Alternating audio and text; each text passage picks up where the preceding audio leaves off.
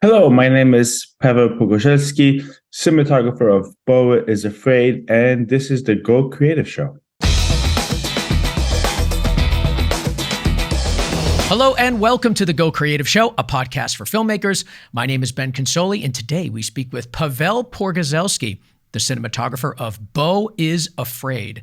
I really enjoyed this movie. It's definitely one of the strangest things I've ever seen. I think even on Instagram I said, after I got out of the film, I was like, I don't even know what I saw. I have no idea what I saw. But I was entertained for sure. And it's a long movie. And I'm not the biggest fan of long movies, as some of you guys may know. But I was entertained from first frame to last. And it certainly is one of those movies that sticks with you. So I cannot be more thankful to have Pawel back on the show to talk about it. Sponsored by Sony Cine.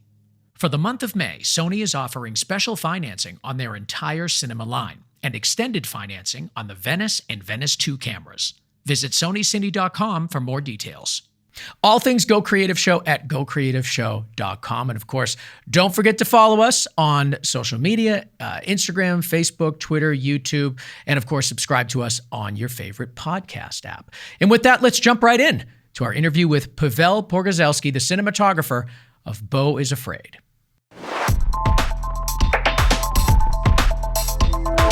So I'm here with Pawel Pogorzelski, the director of photography for Beau Is Afraid. This is your return appearance. You've definitely been on once before for Nobody. I'm pretty sure I had you on for Hereditary too. I mean, I'm a huge fan of Ari Aster. I'm a huge fan of you and all the movies. So it's only fitting that you come back for Beau Is Afraid. So welcome. Thank you so much for having me. I was really happy when I heard from you, because I remember having a blast last time. So the stakes are high, Ben. Well, we'll see if we can deliver. Well, the stakes were high for you. I mean, talk about high stakes. Coming out of Hereditary, Midsommar, and then now doing something that is so different, so challenging. It's just so confusing kind of in a way. I don't think I've ever left a movie wondering so much what happened? Did I like it? Did I not like it? Did I even see the movie? It was the most wild ride I've ever had in cinema for me. And I'm just curious from your perspective, how was this film pitched to you? That's my biggest question, because you look online and you're like, if you type in Beau Is Afraid, chances are what's going to come up after it is, what is it about? That seems to be the Google search that everybody has. And I'd love to know from your perspective, how was this project pitched to you? To me, it was pitched as a 21st century Homer's Odyssey, as a Greek tragedy. It is, the Greek tragedy. The son and the mother have always a very close bond. And I loved Homer's Odyssey, which I read as a teenager. And that was the pitch for me. And knowing Ari Aster, I know his dark humor, and I love his dark humor. So reading the script, it made me laugh with all this crazy things that keep happening to Beau, out of this world. But I think it is a very difficult movie to watch. I actually saw it yesterday in the theater. I went with my camera crew here in Nashville to go see it. What was your reaction to it now? Enough time has passed since you've made it. So how did you take it in when you saw it? My stomach was uneasy. I felt a little depressed, a little sad. I'm not going to deny that it's a difficult movie to watch.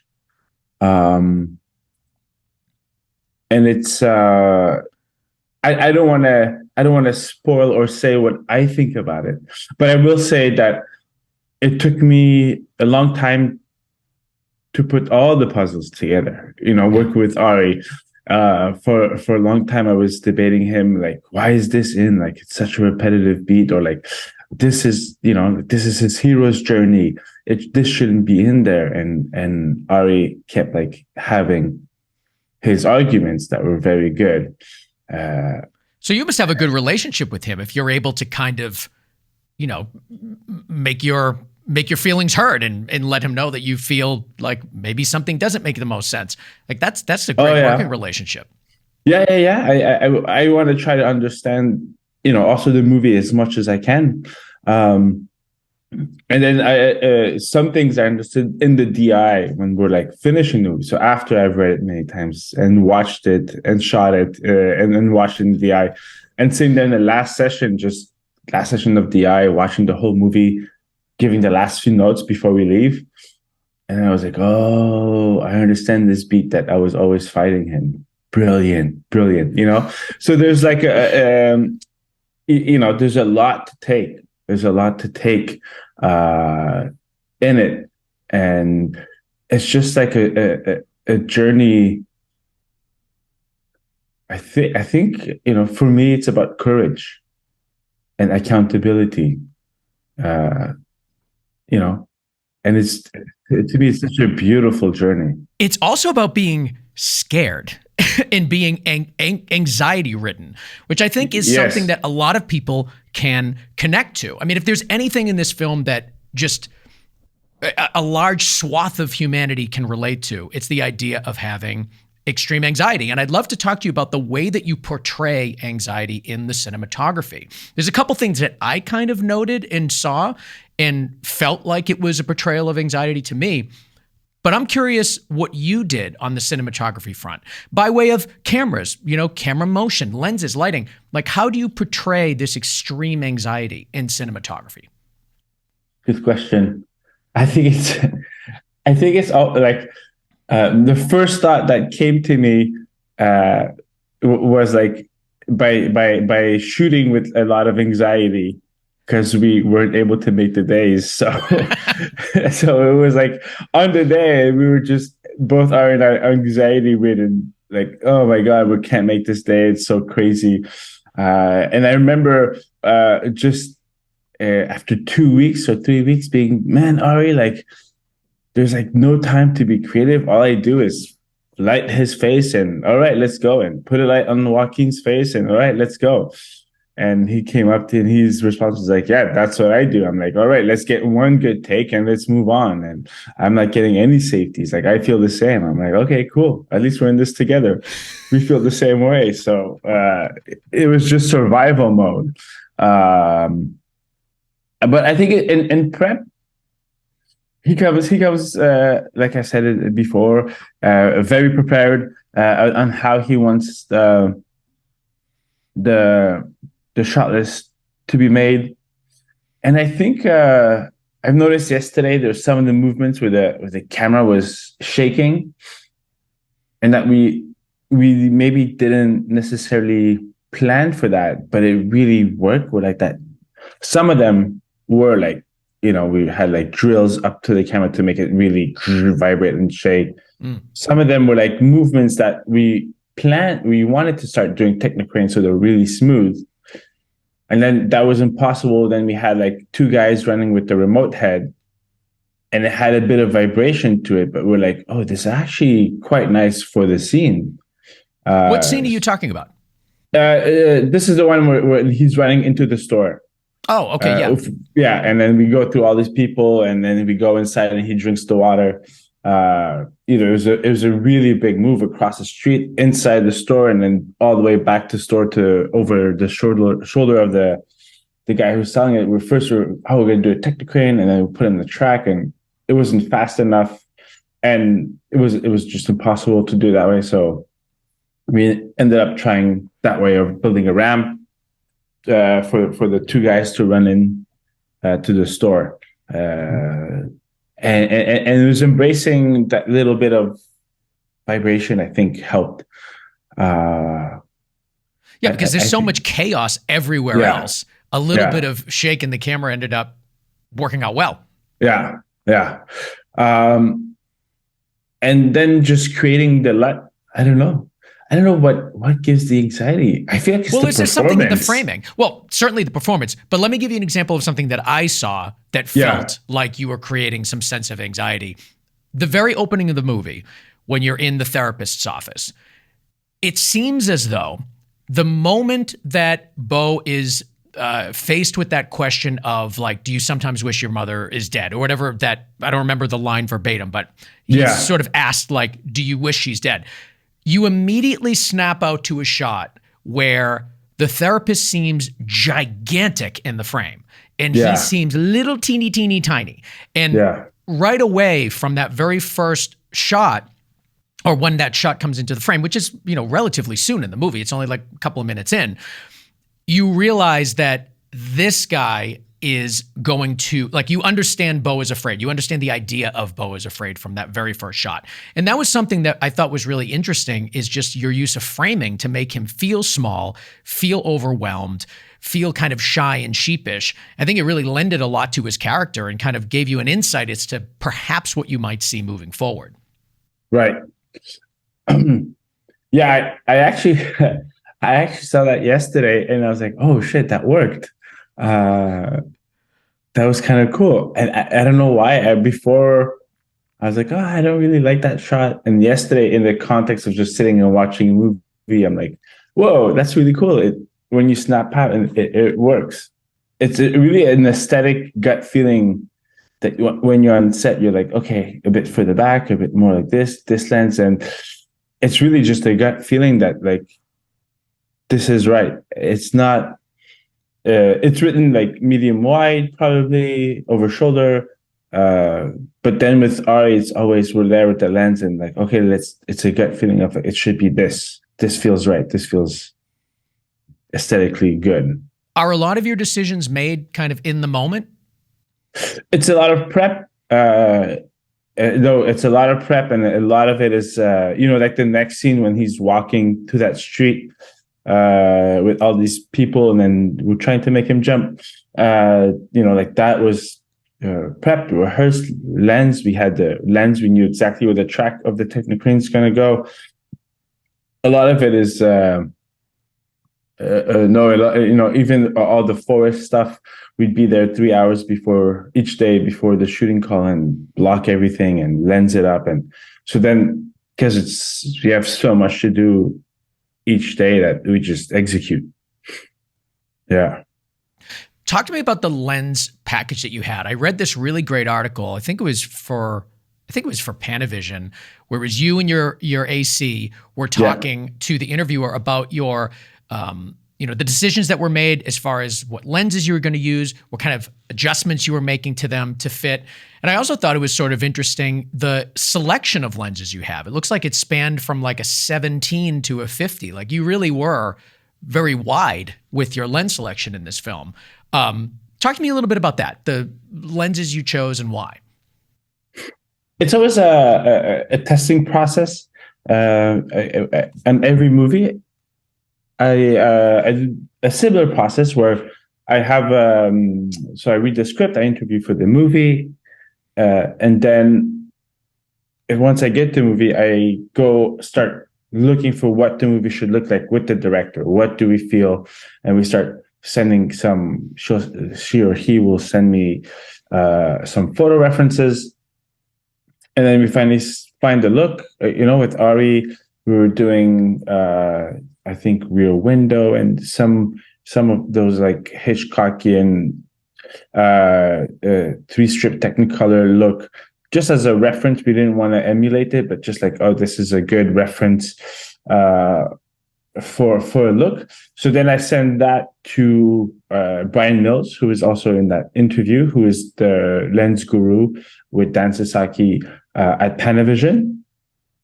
And then he will have suggestions of what lenses would be best for that. But then I go to Panavision and test out with all the bodies like the Alexa LF, Sony Venice, Raptors, DXL2, all the digital cameras that are out there, and a whole bunch of lenses, the ones that he suggests and more. Like we knew that we didn't want to go anamorphic, so we take away the anamorphic lenses and just all the spherical lenses that he can suggest, and some that he might think aren't good, but just so we know. And then we always have the primos, because I've used them so much as just as a grounding, like, okay, this is what a primo looks good, just so we have a reference to refresh the palate, almost like a sip of water when you're tasting wine. And then we'd watch that with Ari, and it's like 45 minutes to an hour of all these different lenses and with different bodies, and like a day setup and night setup lighting. And then we feel one that's like, oh, this feels the closest to what we wanted the movie to look like.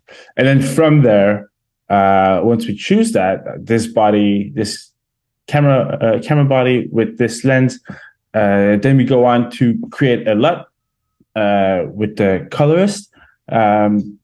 Meanwhile, Brian Mills will start modifying the lenses, because then we'll be like, Ari and I would be like, yeah, we want it to be a little softer on the faces. We want the blacks to be just we'll just tell them things that we want the lenses to do. Yeah. Maybe the colors to be a bit sharper. So it's just whatever it is that we want, the little tuning, and then he'll start tuning it, and then we'll do another series of tests with the LUT and keep adjusting things until it's right. Yeah, and I think this film has so many different looks. I mean, you kind of have it's a long film. It spans kind of a natural world, but then also these sort of surreal worlds. There's a whole animated sequence in the middle, partially animated. So there's a lot of looks within this film. And I'm curious to hear from you, how, knowing that you're going to be having all these different looks, how do you tell a cohesive visual story in cinematography with so many of these different looks? For me, it was keeping that same LUT, the same lenses, and the same camera.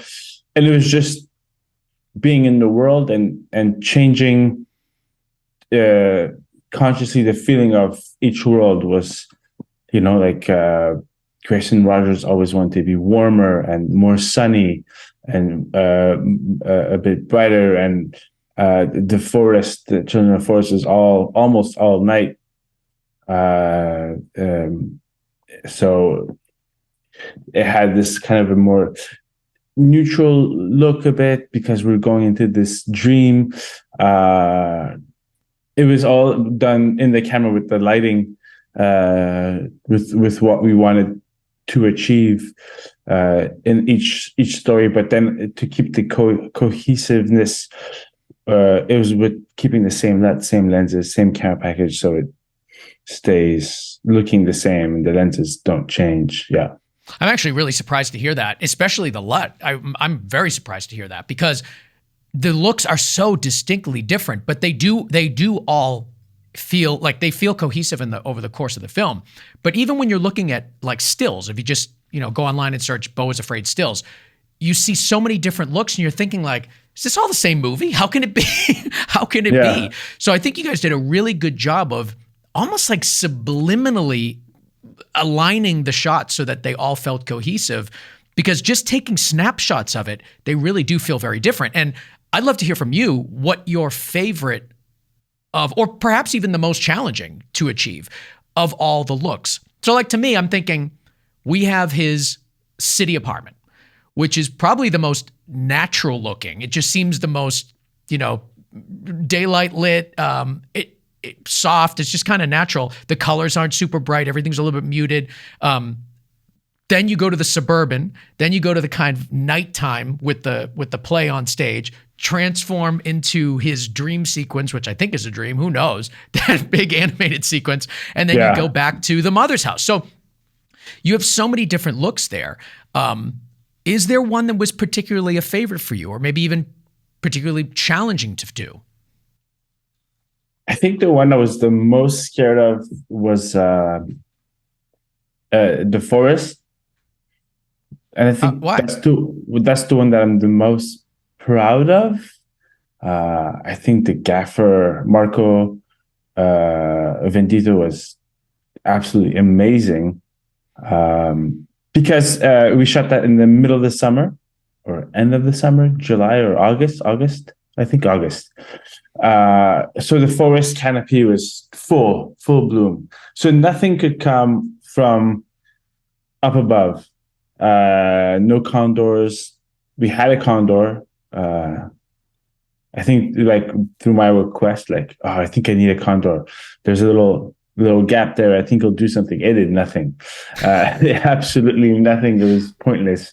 And we had like, I think two dinos, two like 24,000 watt lamps. It did nothing.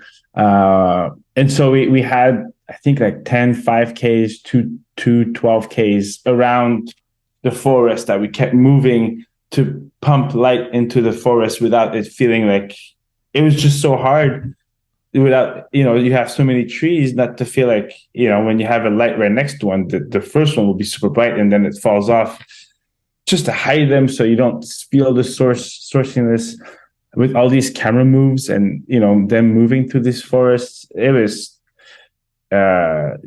super, super difficult. Plus, I shot the movie at 320 ISO. Because in the tests, I found out that blacks were much richer and softer, creamier that way, which is something I wanted for the movie. So I needed a lot of light in a place where it was very hard to get light into. So it was very, very challenging. And yeah, that crew worked so hard at night just to keep moving the lamps and keep, the little spot over there. I need a little bit over here, and I need a little bit over there, but it needs to come from far away because otherwise I feel it. And they're just amazing. I think that when he starts running away, I was like, that was so hard to light. From Jeeves firing at him and like, let's light all that forest, but you can't come from up above. You can't come from behind because you see it, and you can't come from behind camera. So do shadows. It was tricky to figure it out. It's also nighttime, so it's like, how much light can you really have in there? I mean, realistically, it has to be dark. Yeah. So it was a tricky one, and I'm proud of it. What else was I? I really like how the ending came up. Like the big arena. The big arena. Was cool. Yeah. It was really cool. One of my favorites was definitely the cruise ship scenes. I just loved it. I loved how just colorful and bright and like shiny and weird that whole sequence was. We actually have a question from one of our listeners, Fabrizio Diaz, wanted to know how you got consistent sunlight without a double shadow on the cruise ship and pool scenes. Do you have an answer for that? Like what were your thoughts? How did you achieve that whole sequence? Well, that whole sequence was our first array into LED screens. So the cruise ship was on an LED screen, and then so the sun was at 24K. A big sun, 24K, and it's funny, they kept saying, oh, with these LEDs, doesn't matter, you can light towards them and it won't make the image softer. And I was like, nope, we had to, a lot of gripping had to go to keep them, nice and sharp. But yeah, it was, that was a heavy prep also, just to get that ready, those sets ready and test it, because we've never done it. And we had no idea. And obviously it was like during COVID, or just, it was still during COVID, 2021, summer of 21. So no cruise ships. Usually cruise ships come to Montreal, but there are no ships. They're all in the south. And there's no way we could fly the whole crew just to the south for a day or two of shooting. I think it was a day of shooting. So that was the only option. And it kind of worked out. I thought it worked out cool, as in like it having this, I don't know, this odd look, this very saturated, odd look, dreamy. Yeah. Yeah, it has such a unique look to it, and I think throughout the whole movie, you're always thinking, is this happening? Is it not? Is it a dream? Is it a memory? Is it real life? You never really know. So I think you were able to push the boundaries on that quite a bit. And I feel like that scene, it's a memory because he is, a younger version of himself. So that one is one of the few times where you're for sure, this is not happening right now. This is a memory. And I think you guys kind of took the opposite approach. It's almost like you brought the realism to the more bizarre stuff and the surrealism to the stuff that was grounded in what felt like a real reality. So that was kind of a cool choice. What was your experience on the array? You said this was your first time.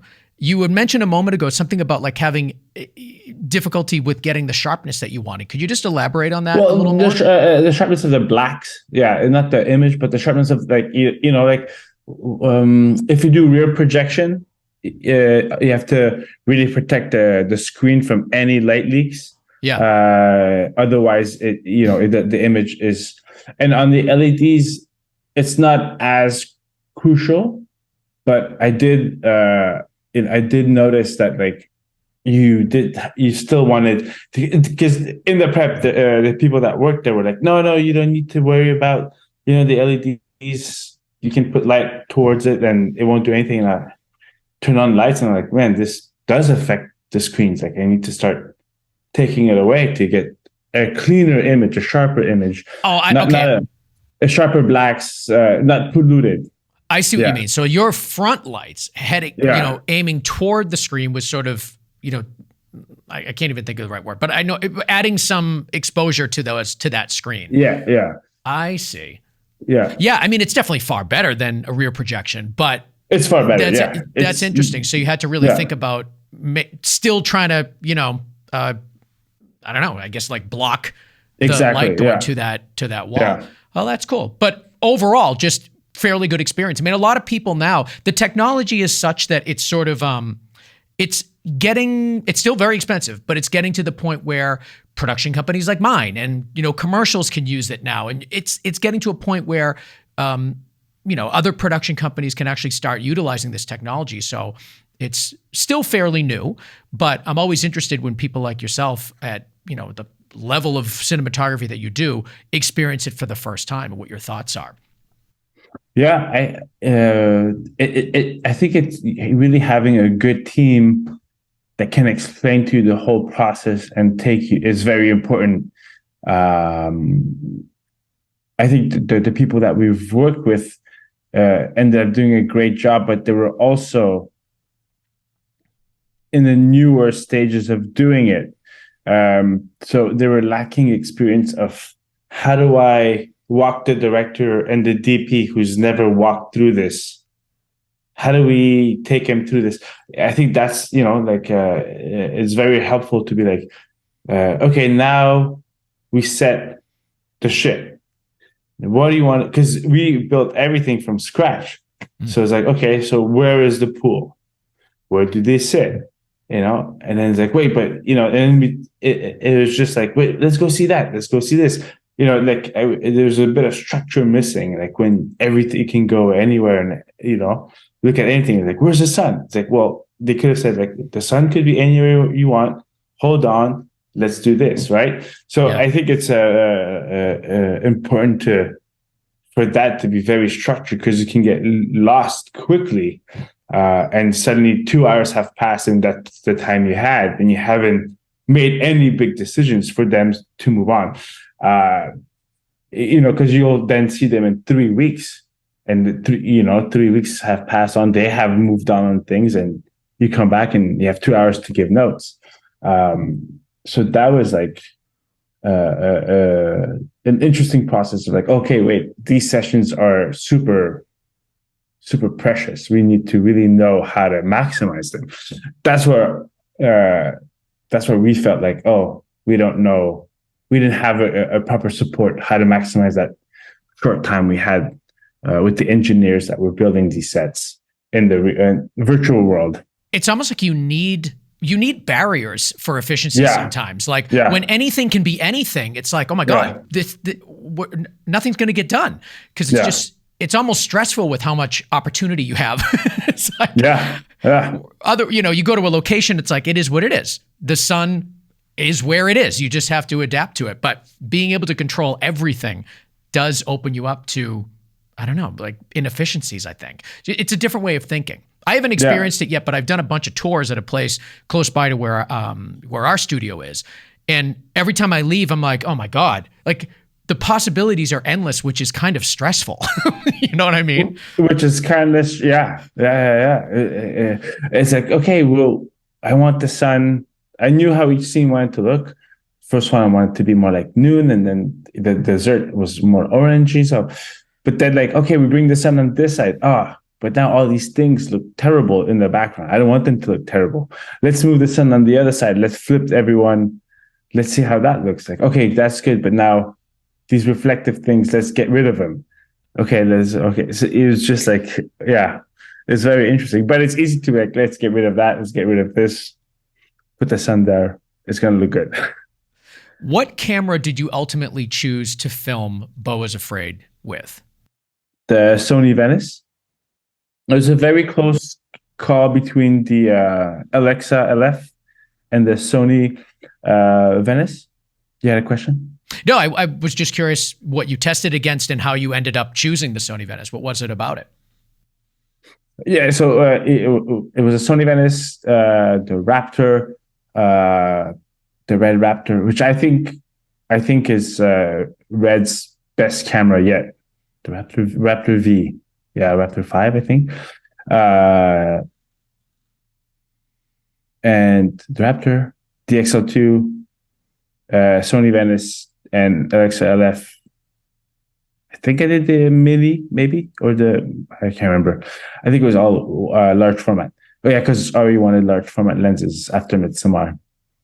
And the Alexa and the Sony were quite comparable. When I sent the test, I really don't like the Sony, the way it comes, if you use the Rec 709 or whatever, the way it comes out, it's really not elegant to me.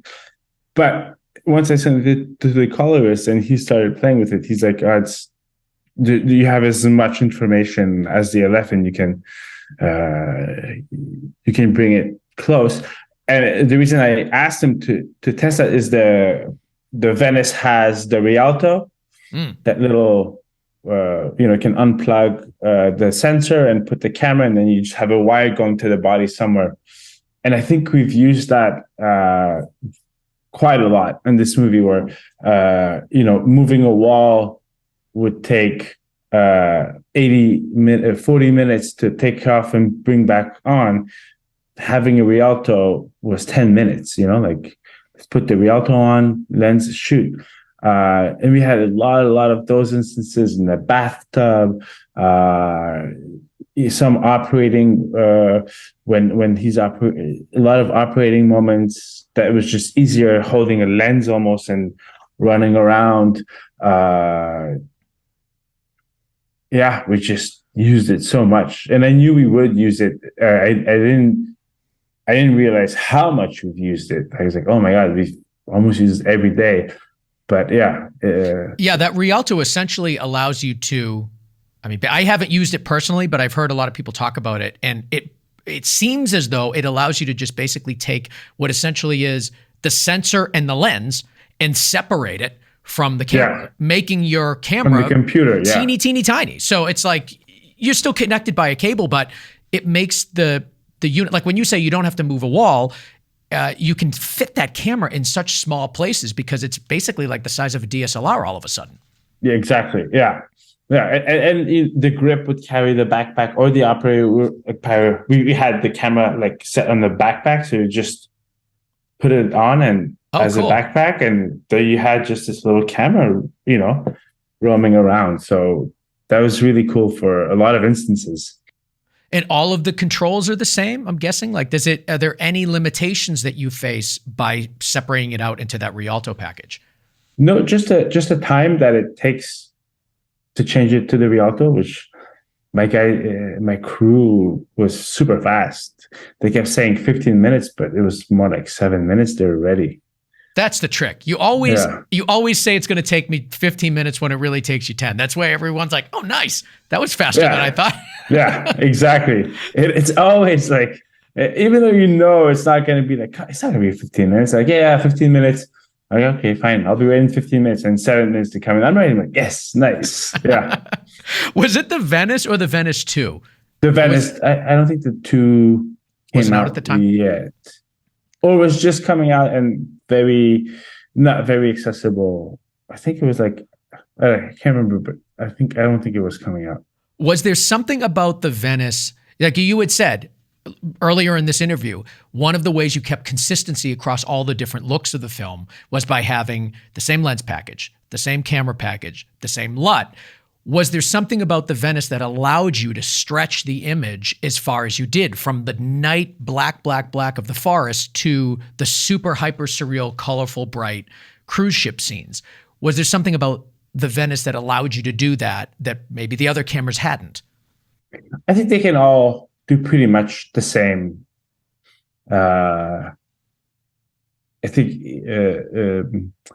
they all have slightly once you go on the DI, you can bring them to look the same. The color scientists will just create a different LUT. Probably the camera companies hate me saying this, but I think it's true. Like, if I had to mix a third body in and the Venice wasn't available and the LF was available, well, okay, I'll take the LF and it'll come in and it works. Yeah. How many cameras did you shoot this film on? So we had two cameras the whole time, and I think there's a few scenes that we had to the ending scene, the trial. We had 3 cameras the whole time on the trial on Beau and on Mona and the lawyer. I think there was one more where we had 3 cameras. No, I think that was it. Yeah. So you're anywhere from 2 to 3, depending on the scene. What is your relationship with your camera operators? Like you have a very good relationship with the director. It seems like you are creative peers. You can push each other in certain directions. You have a good rapport. What is the relationship like with the camera operators? They're always different. We always, I wish I could travel with the crew, but we're always shooting in these different cities. Every movie is a different city, even for me, not just with Ari, but even for me. And then they're in a different city for its tax incentives, for reasons, that we want to be there. So the more I hire local people, the better it is for the movie.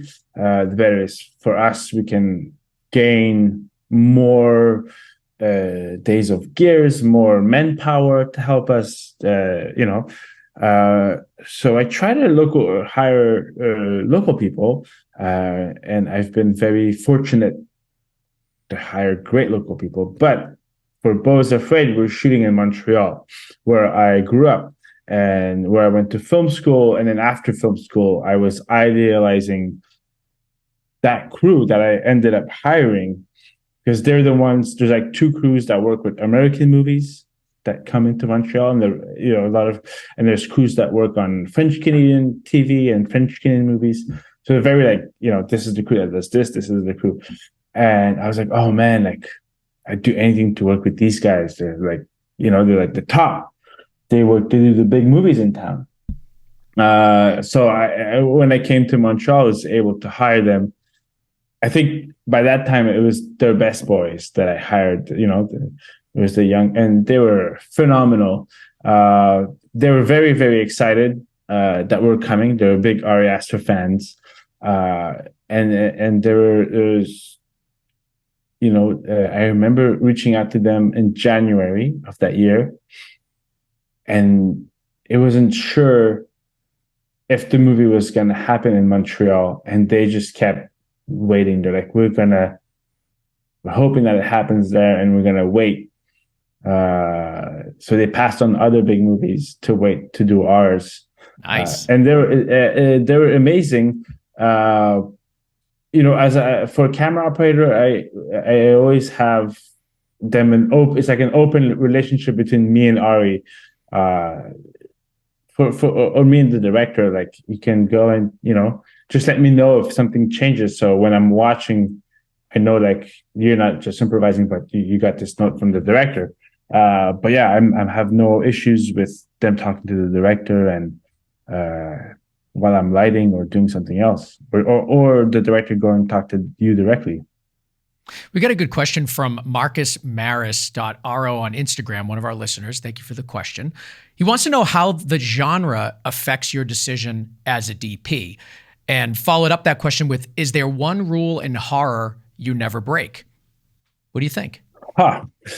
Um, yeah, I don't think I've approached these movies as horror films.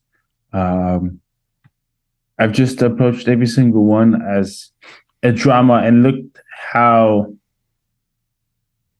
uh, how to elevate, each moment, or what's the arc of lighting, what's the arc of, is there an arc in the cinematography? How does it evolve or change during the movie? But there isn't, there isn't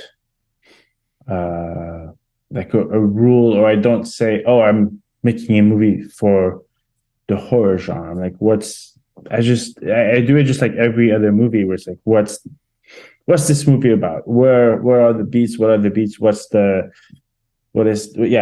arc that I can create with the cinematography and its language? Like for the note for Hereditary was, let's make the darkest movie we can. So that's okay. Let's try that. And then for Midsommar, let's make the brightest movie we can. Okay, that's what we tried. Here it was just an odyssey. So we're like, let's just survive this giant beast, and let's try to do that. So there isn't like for me there isn't a rule that I follow. I just try to follow the script and the director. Yeah.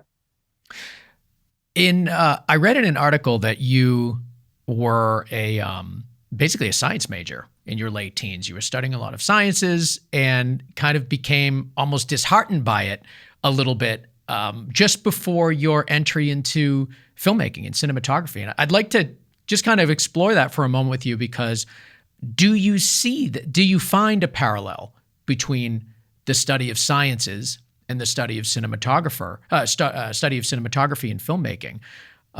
Just curious what your thoughts are there. Yeah, I studied sciences more because that's what all my peers were doing, all my friends were doing, and I didn't really know what I wanted to do when I was like 17, 18. But also, I knew that sciences weren't for me. I had a hard time understanding everything, or more like understanding how to.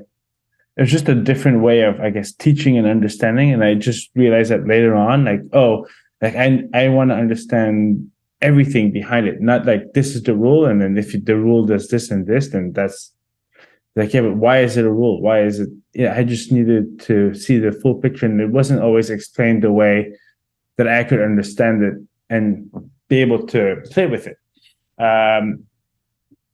But I do think like it helped a lot, like especially doing physics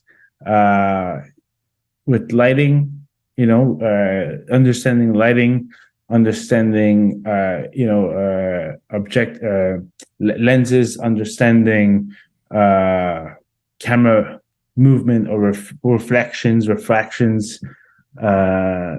Studying physics was very helpful, and I never thought about that. But now that I'm older, I'm like, oh yeah, I understand these things because I did physics.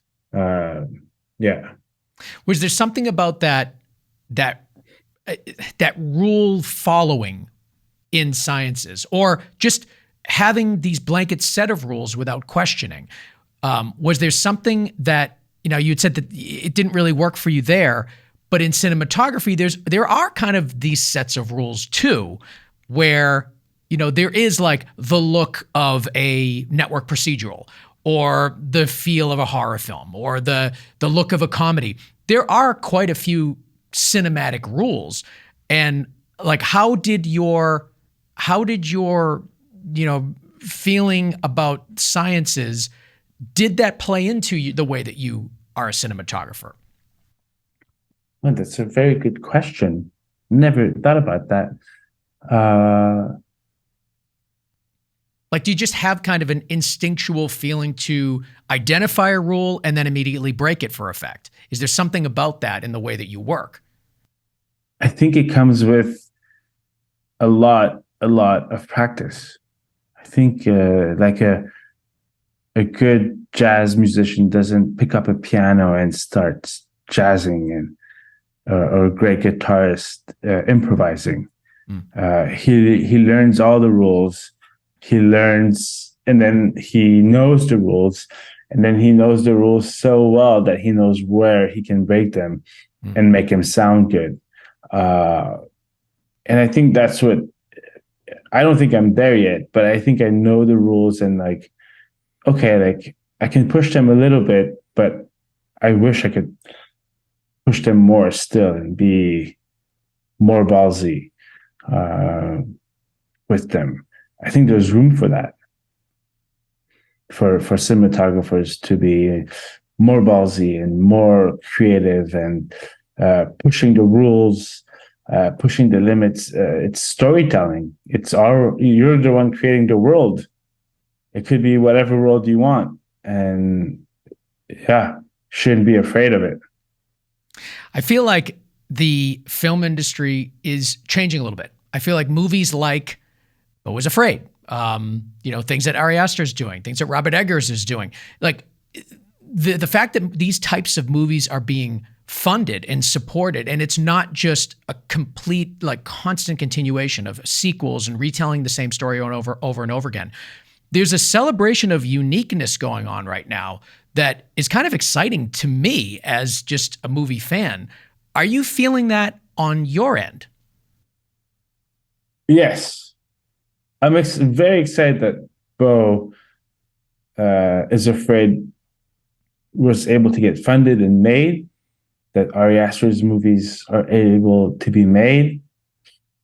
And I hope and wish this inspires people, other filmmakers, to be creative with the stories they want to tell, and to not be like, I want to make a movie that is a mixture of this and this.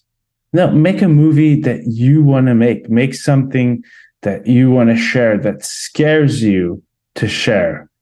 I think it's so, like, I try to, every movie I do, to be scared and be petrified of failing because it's so challenging. And that makes it very exciting. When you survive it, you're like, whoa, I did that, and it's out there.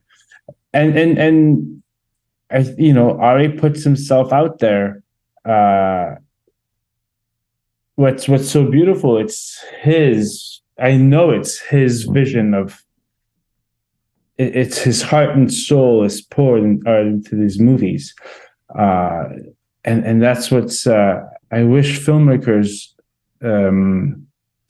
go out and just really be vulnerable. I think we as human beings see that, when someone is telling a story, and that there's the artist is showing part of their soul, sharing something intimate and true with you. Because that's not the case with the Marvel movies. No one is sharing anything with you. And as great of a spectacle as it is, you want to be connected. You want to be, it's like watching a great piece of art that someone, this is how they saw. Like, if you look, watching Impressionism, like, they looked at that and they saw this. How did they see this? Like, whoa, that's so interesting that this is what they saw. when they saw the sky, when they saw, the stars. It just makes you wonder. And I'd love to see more of this wonder of not knowing what a story is. And it's fine not to know.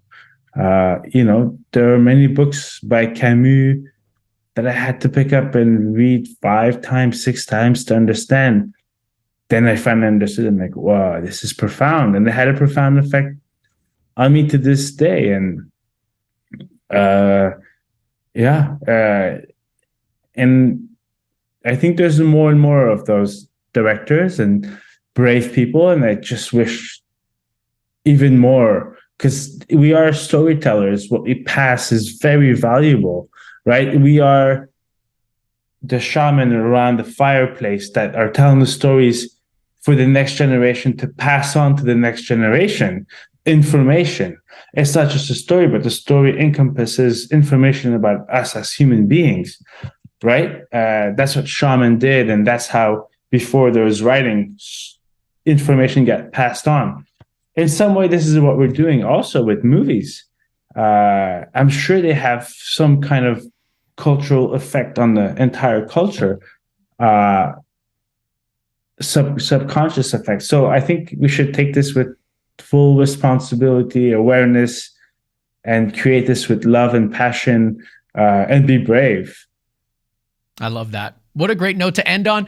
Pawel Pogorzelski, thank you so much for being on the show. Of course, Beau Is Afraid is in theaters now. Or depending on when you're listening to this, maybe it's available all over the place by the time you listen to this interview. But regardless, go see the movie.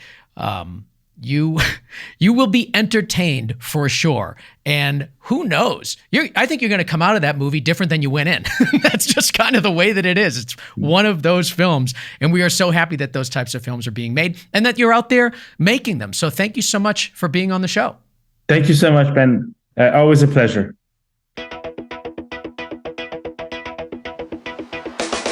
All right, I want to thank Pawel Pogorzelski, cinematographer of Beau Is Afraid, for coming on the podcast. I also want to thank our producer, Connor Crosby. You can find him at ignitionvisuals.com. Don't forget to follow us on Facebook, Instagram, Twitter, and YouTube, where you can not only hear the show, but see the show. Subscribe to us on your favorite podcast app as well. All things Go Creative Show at gocreativeshow.com. And if you want to know what's going on with me, and there's a lot going on, you can follow me at Ben Consoli on Instagram. Tons going on with the production company. We're releasing a whole bunch of new things, commercials, videos. It's wild time here at BC Media Productions. And also, I'm in a band.